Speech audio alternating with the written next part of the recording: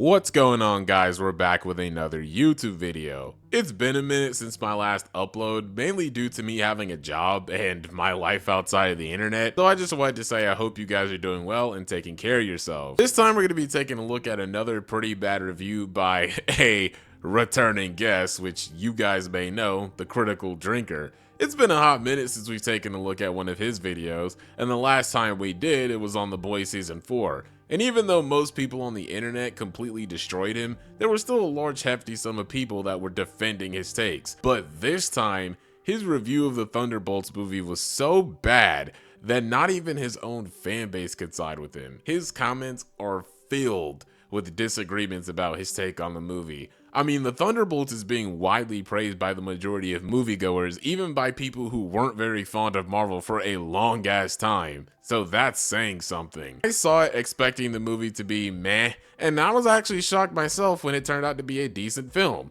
Now, for me, it wasn't anything too crazy. Like I said, I saw it. I think it's an alright movie. But the fact is that's bad for business for people like the Drinker because they profit heavily off of ripping Marvel movies apart. But since the movie isn't blatantly terrible, he has to nitpick and come up with some of the most asinine reasons for not liking it. And luckily, this time his fans saw through the bullshit.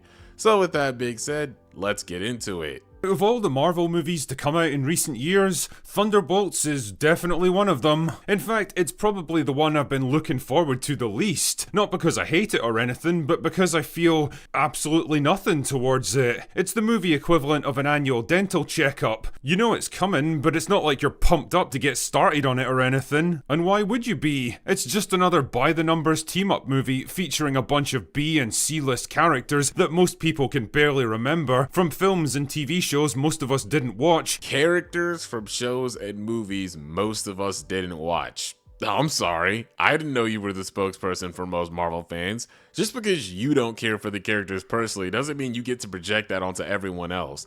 And what's funny is he says, shows and movies most of us didn't watch, but the movies and shows that these characters came from, you yourself watched them and made reviews on them. And anyone who wanted to know more about the characters, including you, could have easily went back and watched their previous appearances before jumping into this movie. So that was just a really dumb statement. And you're seriously trying to bash Marvel for teaming up non-popular characters when Marvel has done that before with the Guardians of the Galaxy, and they turned out to be extremely successful. Iron Man was a B-list character who got most of his clout from the MCU as well. Not a great start to the video. The movie begins with discount Black Widow, who's feeling sad and worthless because there's not much going on in her life outside of her work. And if that's not a neat encapsulation of modern feminism, frankly, I don't know what is. What? Except this character plotline had nothing to do with feminism. What the fuck are you talking about? Yolena feeling unfulfilled from doing the same thing over and over again to the point that she's lacking any sense of real purpose was actually the perfect way to make her relatable to the audience. That's a struggle a lot of people are going through right now, especially in the younger generation. Not just feminists, but people in general. So you literally just politicize this plotline for actually no reason at all, because mental health is something that affects you no matter what side of the aisle you're on. Which is funny because that's the same thing you accuse everyone else of doing. Crazy. Anyway, after completing her latest mission to blow up a lab in Southeast Asia, she's sent by discount Selena Meyer to infiltrate a high-security vault in the middle of nowhere where an enemy agent is about to steal a bunch of classified secrets. Now, a normal person might think it's a bit suspicious that discount Selena Meyer apparently knows exactly when and where she's gonna get robbed, but well, I guess discount Black Widow isn't a normal person. I mean, unless they were tracking her, since that's literally what intelligence groups are for, to see when and where someone is. I mean, it's not that unbelievable. People are found in real life through intelligence groups all the time. From Yelena's perspective, it's completely normal to assume that Valentina was just tracking her with her resources, so that's how she knew she'd be there. Again, it really does just sound like you're trying to find issues with the movie that aren't there. Let's continue. But when she does get there, she finds John Walker, Ghost, and Task Manager waiting for her. It turns out they've all been sent here to kill each other in a kind of circular firing squad because discount Selena Meyer is now under congressional investigation and has decided to erase all evidence of her dodgy activities, including everyone that she employs. Once they're sealed inside the vault, a self-destruct timer activates to vaporize the whole place. Not a great plan. Wow, it's lucky that they all happened to arrive here at the same exact time, otherwise this never would have worked. Wow, it's almost like she gave them all similar assignments and probably gave them all a similar time to be there as well so that she could dispose of them all at once. It's almost like she was watching them to make sure the plan that she came up with was going to work. Nah, that makes too much sense. That would actually mean he had to pay attention to the movie. But nah, just like with The Boys Season 4. We don't do that here. It's even more lucky that there was a 2-minute countdown to detonation, thus giving them fair warning and plenty of time to escape. Well, the bomb was a failsafe because they were supposed to have killed each other before that. Forget that people did used to work at that lab, so of course that bomb wouldn't just blow the entire thing to smithereens in an instant, especially with the incinerators powering up in the background, which needed time to heat up in the first place. And even then, they barely made it out. Like, I don't know what more you wanted from this. They did it in the most believable way possible. They make it out just in the nick of time, naturally, and it turns out they've got a new friend with them. This is Bob, a test subject for an experimental new program to create the Sentry, basically Marvel's answer to Superman. The longer Bob's conscious, the more his powers start to manifest until he's captured by discount Selena Meyer and brought back to New York to be unveiled to the public. Luckily though, Red Guardian shows up in a limo because he overheard discount Selena Meyer's entire plan when she was riding in his car, because I guess supervillains are happy to divulge their most intimate and damaging secrets in front of complete strangers. What, are you retarded? Alright, this is one of those points where he isn't technically wrong. Red Guardian being the limo driver by coincidence, overhearing Val and showing up in the limo. Is it a little bit contrived? Yes. At the same time, is it a big enough deal that it destroys the movie? Not really, since they had already escaped the facility by the time that happened, and the limo was destroyed by Bucky anyway minutes later while they were trying to escape pursuit. So this is basically a nothing burger. So the gang heads to New York to save Bob, but he goes a bit crazy and turns against everyone, so discount Selena Meyer activates a kill switch, but then he comes back to life as Angry Bob and makes a big cloud of sadness that swallows up New York City. But that's okay because discount Black Widow and the gang go into the sadness cloud and help Bob defeat Angry Bob by having a good old cry, and then everything goes back to normal and somehow they become the new Avengers. Yeah, that's a good way to put it. If you watch the movie with your ears closed and skip over all the major plot points and tension and emotional beats. He always does this thing where he oversimplifies the plot to make it seem worse than what it actually is. Now, am I saying he has to like the movie? No. But it's the way he frames it and just how he creates such a disingenuous take to boost his narrative that bothers me. Said on various open bars that I expected Thunderbolts to be a relatively decent, by the numbers, and ultimately forgettable action team-up movie that would probably fail to make much of a splash at the box office. But boy, was I wrong on that one. This movie is actually surprisingly shit, and the biggest problems stem from the complete tonal whiplash that it gives you. On the one hand, there's actually a pretty interesting attempt to explore the impact of personal trauma, depression, failure, a loss of self-worth, and a search for meaning and fulfillment in life. There's hints of this with Yolena and the rest of the gang, broadly mirroring the trauma that haunts and ultimately threatens to overcome Bob. And holy shit, the performance by Lewis Pullman is by far the best part of this entire movie. The guy is able to switch from befuddled innocence to haunted victim to a terrifying godlike entity in the space of a single scene. And if anything, I wanted to see more of this shit. So everything you just described happens the entire movie. This isn't even an action-heavy film. It's focused on the characters almost the entire time. The trauma with Yolena and how it's led to her lacking any sort of real fulfillment. How Red Guardian could have done better as a father to Yolena.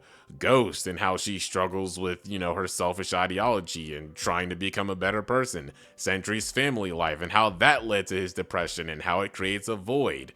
All of this is explored to some degree in the movie, and it's important to note that the drinker says this. The problem is, the movie doesn't have time to give this stuff the narrative depth that it needs, and it ignores most of the struggles of the rest of the team altogether. When the narrative depth with these characters were already explored in their previous appearances, which you would know if you bothered to watch them before this one. The first Avengers movie does the exact same thing. You get some sufficient pre-exposition with the characters while the main plot is happening, but the basic aspects of their characters were already told to us in the 4 movies that happened before, so it's not gonna waste time re-exploring what we already know. Why? Because we need to make more time for Marvel humor, protracted action scenes, pointless exposition, references to stuff that most people didn't even watch. And again, with this whole most of us didn't even watch, like, you were speaking up for people that you do not know personally. Who is us? This movie was made for Marvel fans who watched the past movies. The character development in this movie is completely fucked. Ghost is a character that I barely even remember from Ant-Man 2, so this would have been a perfect time to give her some actual personality and a narrative arc. Instead, she does almost nothing throughout the whole movie. Her powers are nerfed whenever they'd be inconvenient to the plot, which is most of the time to be fair,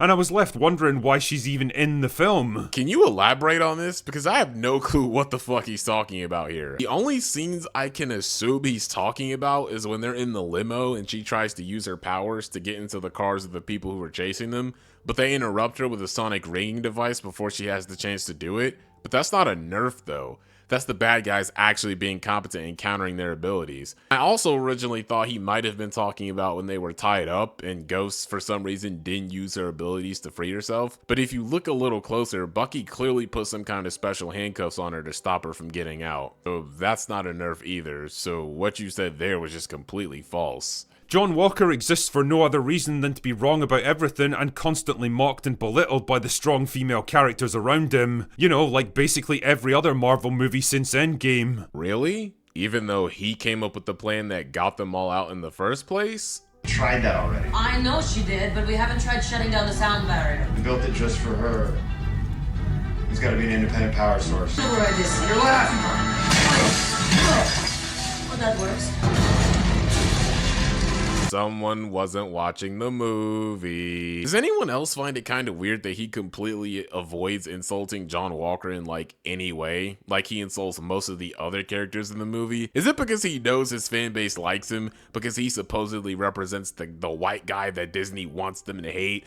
Which, that doesn't make sense either because there's 2 other white guys in the movie. No, 3 other white guys in the movie other than him. And all of them get made fun of by Val in the movie. City Captain America. Walker. Yolena, you look awful. Who is this old Santa? I'm Alexei Shostakov, Red Guardian. What? Red Guardian's still an obnoxiously loud moron, proving the point that just shouting stuff really loud isn't a substitute for humor. That's funny, because the word on the street is everyone's thinking that exact same thing about you. Bucky's here because they couldn't think of anything else to do with his character. No, bro. He's here because he was a Thunderbolt in the comics, man. Now, I'm not a hardcore comic book fan, but the difference is I'm willing to do the one thing that most of you grifters don't do before you open your mouths, and that's research. Even if he wasn't, like, isn't putting him on a team literally doing something with his character, though? It's like I could easily just use your own logic against you, because you're just saying things without any real substance to it.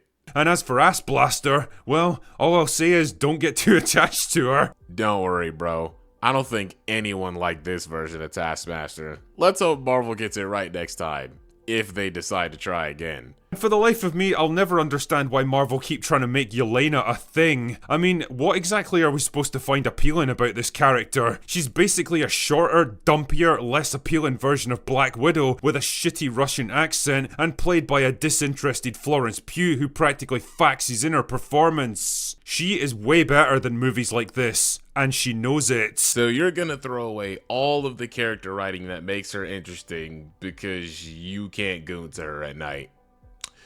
Yep, that sounds about right. There's a phenomenon here in my country that we call the Scottish cringe, a kind of inherited cultural embarrassment that we all feel because we all know we're a bit shit these days. We never say it out loud and we don't really admit it even to ourselves, but deep down we all feel it. And the reason I bring this up is that, well, Thunderbolts is a perfect example of what I hereby dub the Marvel cringe. Watching this movie, I was struck by this weird feeling of embarrassment, not just for the people making slop like this, but for me as the audience. Nah, you should take a look at the people in your comment section. The cringe is all directed at you, making this embarrassment of a review and injecting politics into a movie about mental health while constantly making videos about why politics should stay out of movies. Take a look in the mirror, my man. Watching a bunch of aging actors dressed up in their goofy outfits, reciting the hackneyed dialogue and the lame jokes, the physics-defying action scenes and the overdramatic villains, it's like watching a teenager who's still playing with action figures, or a woman in her 30s still listening to Taylor Swift songs, or a middle-aged man still going to nightclubs. All of them stunted, unable or unwilling to accept that the world around them is changing and it's time to move on now. You know how sometimes you can get ahead of yourself, you know what I'm saying, and really just be like,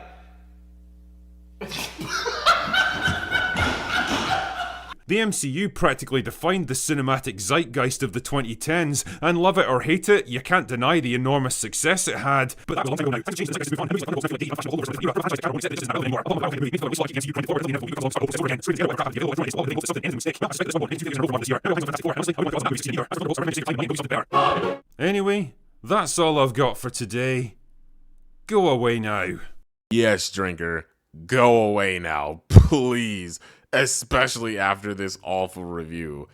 Anyways, guys, that's going to be it for the video. Let me know what you guys think. Did you guys like the Thunderbolts movie? Was it a hit for you? Was it a miss for you? Feel free to let me know in the comment section down below. Critical Drinker, as always, continues to be an annoying stain that just won't go away. If you guys like what you see here, be sure to like the video, share, comment on the video, and subscribe if you haven't already.